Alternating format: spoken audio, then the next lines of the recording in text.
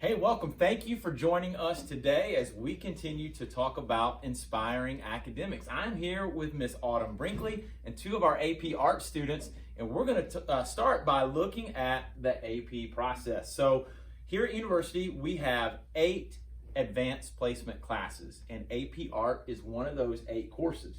So Ms. Brinkley, for those who might be watching at home and have no clue what an AP class is, walk us through that process, what it means, just the workload that goes into it, the potential payoff for students at the end of that coursework. So for the AP classes, of course, each AP class is going to have their own list of requirements. For my AP class, it's called AP Studio Art, and the students will put together a portfolio of art. There's 2 different sections. There's the quality section, which is 5 pieces of art that show a range of their abilities, just different pieces that are showing the skills that they can do, like a demonstration.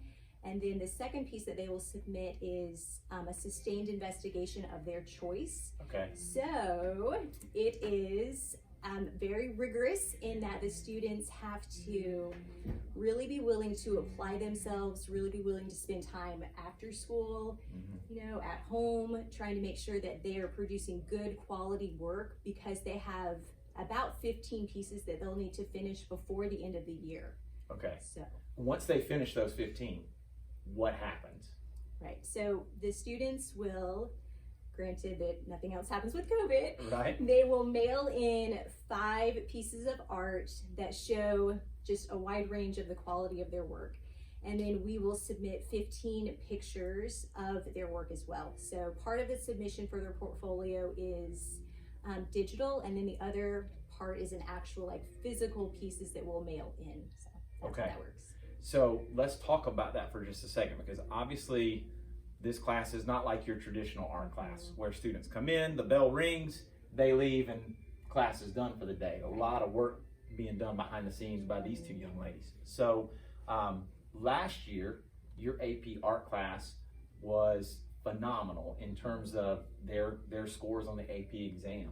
100% of Ms. Brinkley's students made a score of 3 or above on their AP score, which means they get college credit for having performed to that level. Talk about the amount of work that it took to achieve that success, but also that didn't happen overnight the first year that you had AP Art. So what's led to that kind of success within the art program? The students that were in AP last year, that was not their first year in art. Right. So those students I had taught at least twice before, and they had a personal desire to do art well, to know more about art. So what led up to that was, I feel like it started prior to that year with students that had a spark of interest in art, but the key factor is that all of them were really, really hard workers. So that was the character trait that I think that allowed them to be able to pass. But I would say that it was the students that years, maybe their freshman or their sophomore year in high school, they had an interest in art, but they were willing to work hard. And as they moved throughout the years taking class with me, Draw Paint 1, Draw Paint 2, it really put them in a position where they could do the number of pieces that were required last year, and they could do them quickly and do them with excellence. Very good. Yeah. So ladies, no pressure. 100% pass rate last year. You've got a strong threshold to maybe live up to, would be a good way to say that. So you've been in AP Art now for 9 weeks. Talk to us about the biggest challenge that you faced to this point, working with Miss Brinkley, doing the different things that you are doing to get ready for those 15 pieces. Well, right now we're working on charcoal. Okay. And it's we're doing the still life, which I personally have thought that was a kind of a hard challenge, because charcoal, it moves on the paper, and I'm not very too kind of charcoal. I use mostly pencil. I sketch a lot. That's just what I do. So it's out of my comfort zone a lot. But just going through the 9 weeks, learning how to do these different things, I could learn how to do different mediums. Okay. And it's just it's nice. It's cool to hear Yeah. you talk about that, because I hear you think about using charcoal or sketches, and I mean, all of that would push me over the edge as far as my comfort zone. I'm not an artist, so it is cool that you guys get to do that, and I love what you said about just being pushed out of your comfort zone as you get ready to embark on this. How about you? What do you think? What's been the hardest thing so far to overcome? I kind of agree with her is the charcoal, because before this I went to a different school and I kind of worked with paint, like Right. I'm a painter, that's what I worked with.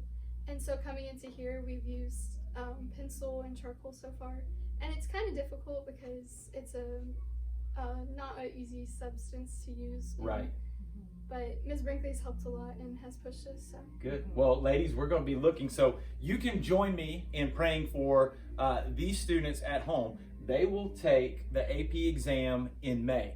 So it goes deep into the school year for them. They're not just finished in terms of with their work by April or March and then turn that in and relax. They will actually turn all of that in May and then wait patiently for their results in the summer. So join me in praying for them as they get ready for that AP test. Ms. Brinkley, last question for the day. We're talking about inspiring academics. You probably have a lot of students that would be like me. I take art because University Christian says I have to have so many art credits to graduate. So they step into your class not knowing what to expect. What for you is I would say maybe the most enjoyable aspect of teaching art to high school students? I think the most enjoyable part of what I can do is partnering with the students to achieve great things. I feel like I have a high expectation for them, but I, as their teacher, am absolutely willing to partner with them to achieve that. So instead of lowering the standard where they could achieve that on their own, I'm committed to doing that with them and helping to guide and lead them so they can accomplish great things. So I think that's the most satisfying, is I sort of get students and they're like that, like, I don't know, I don't really think I like art, I don't think I can do it, but I know what I can do and I know what I can help them do. And the students that will partner with me and be willing to let me push them and like let me challenge them, they're the ones that succeed. And honestly, I feel like all of my students get to that point. Like I don't really have anyone that sort of says, no, I still don't like it, you know? Right. Because I know when I partner with them, they do achieve great things, and then they're impressed with themselves and they're excited, so that motivates them to keep working hard. So Yeah. it really works out. Well, ladies, we wish you the best of luck. Ms. Brinkley, thank you for challenging and inspiring our students to do things sometimes that are uncomfortable or difficult. We look forward to presenting more about inspiring academics right here on our campus.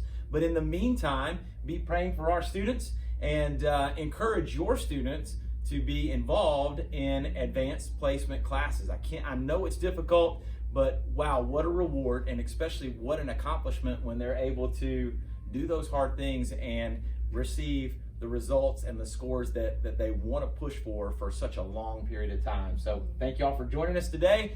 Thank you for being all in with us here at University Christian School. Have a great day.